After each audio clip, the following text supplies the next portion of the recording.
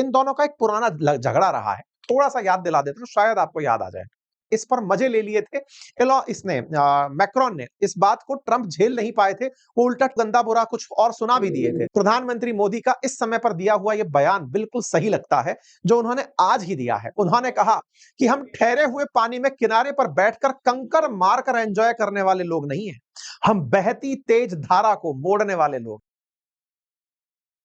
रक्षा मंत्री राजनाथ सिंह ने अपने कार्यक्रम में यह ऐलान किया कि भारत 5वीं जनरेशन के लड़ाकू विमान बनाने के लिए तेजी से आगे बढ़ रहा है। यह बात जैसे ही आई, लोगों के कान में पीछे की आवाज इको होने लगी कि अरे यार, ये तो सुना सुना सा लग रहा है, सुना सुना सा लग रहा है। 15 तारीख को प्रधानमंत्री ने कहा था, ये कहीं ऐसा तो नहीं है कि कावेरी इंजन का माहौल भी देश में बनाया गया था, ताकि देशवासियों को कम से कम ये तो पता चले कि भारत कितनी बड़ी उपलब्धि हासिल करने जा रहा है। आज से 2 महीने पहले के आसपास कावेरी इंजन जब ट्रेंड हुआ था, कावेरी इंजन, तब हम समझ ही नहीं पा रहे थे कि ये अचानक ट्रेंड क्यों होने लगा, ताकि भारतीयों को ये समझ में आए कि भारत सरकार इस जरूरत को आप लोगों को बताना चाहती है कि भाई ये बहुत इंपॉर्टेंट चीज है, आप और हमें ये सबसे ज्यादा जरूरी है, हम इस पर काम करना चाहते हैं। बस बिल्कुल वही हुआ। रक्षा मंत्री कार्यालय की तरफ से 5th जनरेशन फाइटर जेट के लिए एक सूचना आती है। कंपनी का नाम सैफरॉन रखा जाता है कि हम इंजन मेकिंग काम को भारत के साथ मिलकर शुरू करने जा रहे हैं। रक्षा मंत्री ने इकोनॉमिक टाइम की वर्ल्ड लीडर फोरम के अंदर यह जानकारी दी, और उन्होंने प्रॉपर तरीके से और भी कुछ चैलेंजेस के बारे में बताया कि कैसे कैसे हम लोग टेक्नोलॉजी के मामले में धीरे धीरे आत्मनिर्भर होते जा रहे हैं। काफी सारी बातें इन्होंने आत्मनिर्भरता के बारे में कही, कहा कि फाइटर जेट बनाने के लिए HAL कैसे काम कर रहा है, तमाम प्रकार की रक्षा क्षेत्रों की उपलब्धियां। आप सब जानते हैं कि भारत रक्षा क्षेत्र के अंदर आत्मनिर्भर होने के साथ साथ एक्सपोर्टर बनने की भी लड़ाई में लगा है।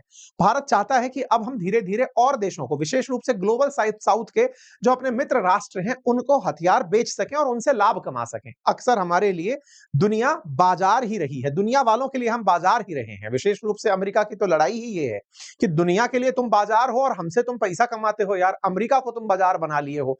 इन व्यापारी भाई साहब को यह बात समझ में आई थी और इसीलिए ये हमसे झगड़ लिए थे। झगड़े के साथ साथ हमसे ये कहे कि तुम यार हमसे कमाते हो कम से कम 40-45 बिलियन डॉलर साल का, एक काम करो ना, जो पैसा हमसे कमाते हो उस पैसे से रूस से फाइटर जेट मत खरीदो, हमसे खरीद लो। बोले कौन सा दोगे? बोले हमारा F-35 ले लो। हमने कहा ठीक है, विचार करेंगे, लेकिन एक काम करो ना, आपसे हम पहले ही हमारे तेजस के लिए आपके यहां की जो कंपनी GE है उससे GE414 इंजन मांगे थे, अब तक तो आप वो डिलीवर नहीं कर पाए। ये बात तब है जब मोदी जी बाइडेन साहब से मिलकर के इस बात को करके आए थे। हमने कहा था कि हमारे फाइटर जेट बनाने में सारी तैयारियां पूरी हैं, तेजस बन के तैयार खड़ा है, बस इंजन फिट करना बाकी है। आपके यहां से हमारे पास इंजन नहीं आ रहा। अगर फाइटर जेट के इंजन रहे होते तो इस समय ऑपरेशन सिंदूर में हम और मजबूती से होते।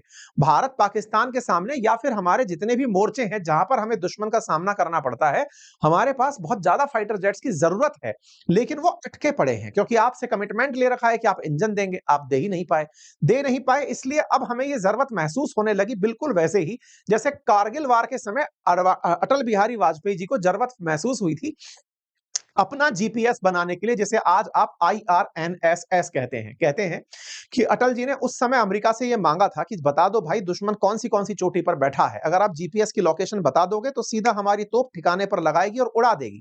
अमेरिका ने आनाकानी करते हुए कहा कि नहीं, हमारा पाकिस्तान प्रेम है, हमारी वो संतान है जिसको हमने पैदा किया लेकिन अभी अबंडन चाइल्ड की तरह छोड़ दिया। कभी कभार हमें इसकी खैरियत आती है, विशेष रूप से जब जब पड़ोसी कूटने आते हैं, इसलिए हम छोड़ते हैं। हमने कहा ठीक है, आप केयर करिए इसकी, हम इसका समय पा करके इलाज कर देंगे। करा, हमने अपना IRNSS बना लिया। अब तो हालात ये है कि भारत ने आजादी के बाद पहली बार घुस के पाकिस्तान की सीमाओं के अंदर आतंकी ठिकानों को प्रिसीजन के साथ उड़ाया। तारीफ बहुत हुई, फिर से वापस लौटते हैं। कुल मिलाकर बात यह है कि अमेरिका से मिले जो हमारे अनुभव थे, उन्हीं अनुभवों का उपयोग करते हुए फिलहाल हम अपने फाइटर जेट्स के इंजन बनाने की तरफ बढ़ रहे हैं, क्योंकि कहीं ना कहीं यह अमेरिकी साजिश ही थी कि भारत के पास अगर फाइटर जेट के इंजन नहीं होंगे तो ये हमारे साथ दबकर चलेगा, क्योंकि ऑर्डर तो पहले से ही प्लेस कर रखा है। ये बिल्कुल वैसे है, आपको शादी में जाना है, फंक्शन में जाना है, आपकी तैयारियां पूरी पूरी हैं, लेकिन कपड़े वाला कपड़े ही सिलकर नहीं दे रहा है, तो अब आप बिल्कुल उसके सामने बिल्कुल किए पड़े, भैया दे दो यार, शादी में जाना है यार, हमारे दोस्त हंसेंगे, पुराने कपड़े अब तुम और ले भी नहीं सकते, बजट पूरा इन कपड़ों में लगा दिया, अब हम क्या करें। बिल्कुल वैसा ही भारत के साथ होता माहौल दुनिया ने देखा है, अमेरिका ने उसके आनंद लिए हैं, तभी तो हमने तन करके फिर ये कहा कि बहुत हुआ सम्मान, अब हम अपना खुद बनाएंगे। और इसी क्रोनोलॉजी में भारत ने खुद का फाइटर जेट इंजन बनाने की कसम खा ली। और वो जो कसम खाई ना, वो बड़ी खबर बनकर आई, क्योंकि हमें उकसाया गया था। उकसावे की कार्रवाई 2 महीने पहले ट्विटर पर ट्रेंड होकर आई थी, जो हमने आपके सामने न्यूज़ बनाकर सुनाई थी। इसी बीच में हमारे साथ कुछ देश भी आए। रशिया निकल कर आया कि हमसे सुखोई ले लो, हम आपको टेक्नोलॉजी ट्रांसफर कर देंगे। हम चाहते थे कि कोई हमें टेक्नोलॉजी ट्रांसफर ना करे, सिखाए भी साथ-साथ। हमें कहे कि ये तुम्हारा अपना इंजन है, हमारे अपनेपन का एहसास हमें कोई दे सके, तो हम निकल करके आएंगे। और बस इसी बात को हमने इस बार लागू कर दिया है। और इसी बात की घोषणा, आपको याद होगा 15 अगस्त पर जो प्रधानमंत्री की घोषणा थी, उसके ऊपर मैंने एक सेशन किया था। उसी सेशन में मैंने आपको बताया था कि हम आत्मनिर्भर भारत बनना चाहते हैं 5th जनरेशन फाइटर जेट के साथ। प्रधानमंत्री का ये वो भाषण है जिसमें उन्होंने कहा था कि हम किस तरह से अपने काम को आगे बढ़ाना चाहते हैं, और यही हुआ। रक्षा मंत्री ने आज अनाउंसमेंट करते हुए कहा कि हम 5th generation fighter jet saffron नामक कंपनी के साथ मिलाने जा रहे हैं। सैफरॉन फ्रांसीसी कंपनी है। फ्रांसीसी कंपनी है, अमेरिका को चेज करना चाहती है। अच्छा, इन दोनों का एक पुराना झगड़ा रहा है, थोड़ा सा याद दिला देता हूं, शायद आपको याद आ जाए। आपको याद है कि अमेरिका ने एक बार फ्रांस से एक बहुत बड़ी डील छीन ली थी, जिसके बाद इमानुएल मैक्रोन एकदम खार खाए बैठे थे। याद दिला देता हूं आपको, बात है ऑस्ट्रेलिया की। ऑस्ट्रेलिया को फ्रांस ने कहा था कि वो इन्हें सबमरीन देगा, और उस सबमरीन में डीजल इलेक्ट्रिक सबमरीन देने की बात की गई थी। बहुत महंगी डील थी। ऑस्ट्रेलिया से फ्रांस को एक बहुत बड़ा सौदा मिला था। लेकिन तब अमेरिका ने यूके के साथ मिलकर ऑस्ट्रेलिया के साथ एक गठबंधन बनाया, जिसे ऑकुस गठबंधन कहा गया। Australia, UK, US. और उसमें यह कहा गया कि यूके और यूएस मिलकर के न्यूक्लियर पावर्ड सबमरीन देंगे ऑस्ट्रेलिया को। ऑस्ट्रेलिया ने फ्रांस के साथ डील कैंसिल कर दी। फ्रांस भयंकर नाराज हुआ, अमेरिका को खरी खोटी सुनाई और कहा कि मौका मिला तो तुम्हें देख लिया जाएगा। और वो देखा गया। देखा कैसे गया, आप इस बात का अंदाजा लगाइए। अमेरिका चाहता था भारत को F-35 बेचना। इसी बीच में ये पहले अपने हमको राफेल बेच गए, और इस बार इंजन बेच गए, जब हम इनके GE-414 के साथ लड़ रहे हैं। आपको मैं याद दिला दूं, बहुत से ऐसे मंच रहे हैं जहां पर इमानुएल मैक्रोन ट्रंप के मजे लेते देखे गए हैं। याद करिए G7 मीटिंग, जिसमें प्रधानमंत्री मोदी भी कनाडा गए थे। उस समय पर ईरान पर हमला करने की अमेरिका तैयारी कर रहा था। ट्रंप माहौल बनाकर बीच मीटिंग में से निकल कर चले गए थे। इस पर मजे ले लिए थे मैक्रोन ने। इस बात को ट्रंप झेल नहीं पाए थे, वो उल्टा ट्रंप को गंदा बुरा कुछ और सुना भी दिए थे। लेकिन कुल मिलाकर मैक्रोन का जो भारत प्रेम है, ये जग जाहिर है। आप इस बात से अंदाजा लगा लीजिए, जिस समय पर ट्रंप भारत के साथ इस तरह की मतलब बेवकूफी भरी हरकतें कर रहे हैं, उस बीच में भी मैक्रोन ने भारत के साथ संवाद स्थापित रखा है। अभी 2 दिन पहले ही मैक्रोन की भारत के साथ बातचीत हुई।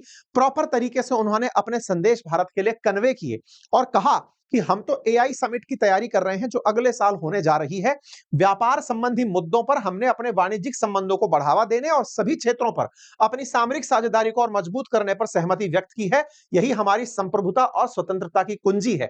इस बात के लिए इन्होंने 21 अगस्त को ही भारत के प्रधानमंत्री से बातचीत की। आप सोचकर देखिए कि एक तरफ अमेरिका भारत के साथ व्यवहार बिगाड़ रहा है, और इसी मौके को तलाश कर फ्रांस नजदीक चला आ रहा है। आप ऐसे समझिए कि इस दौर में जहां रूस और चाइना भारत को अपने साथ खींचने में लगे हैं, वहीं इसी समय पर फ्रांस निकल कर आता है कि सर मैं भी हूं, मुझे भी कंसीडर करो।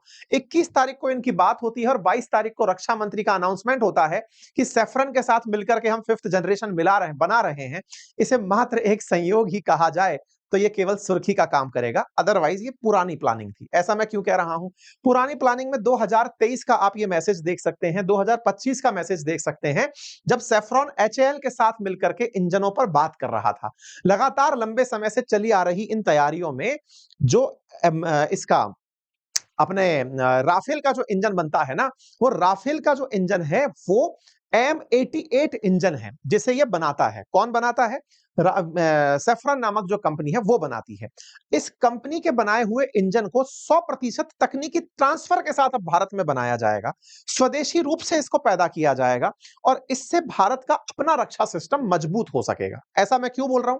हम भले ही तेजस को अपना कहते हो, लेकिन उसमें इंजन अमेरिका का लगा हुआ है।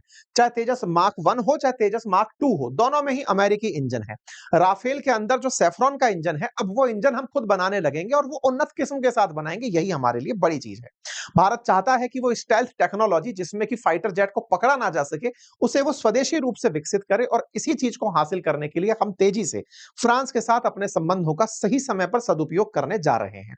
ये खबर उम्मीद है कि आपको जिस तरह से अच्छी लग रही होगी, किसी को निश्चित ही बुरी लग रही होगी और उसके बुरेपन में वो हो सकता है कि हमें कुछ और परेशान करने का सोचे। लेकिन ठीक है, प्रधानमंत्री मोदी का इस समय पर दिया हुआ यह बयान बिल्कुल सही लगता है, जो उन्होंने आज ही दिया है। उन्होंने कहा कि हम ठहरे हुए पानी में किनारे पर बैठकर कंकर मारकर एंजॉय करने वाले लोग नहीं हैं, हम बहती तेज धारा को मोड़ने वाले लोग हैं। बस इस तरह की बातें ना रात को भी गूज़बम्प्स पैदा कर देती हैं।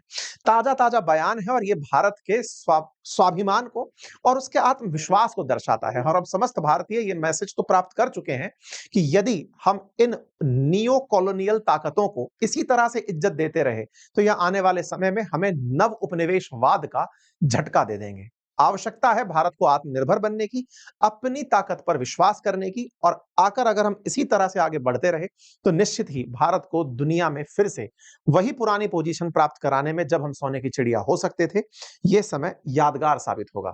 बाकी आप लोग इस विषय पर क्या सोचते हैं? अपनी राय अपने कमेंट बॉक्स में जरूर रखें।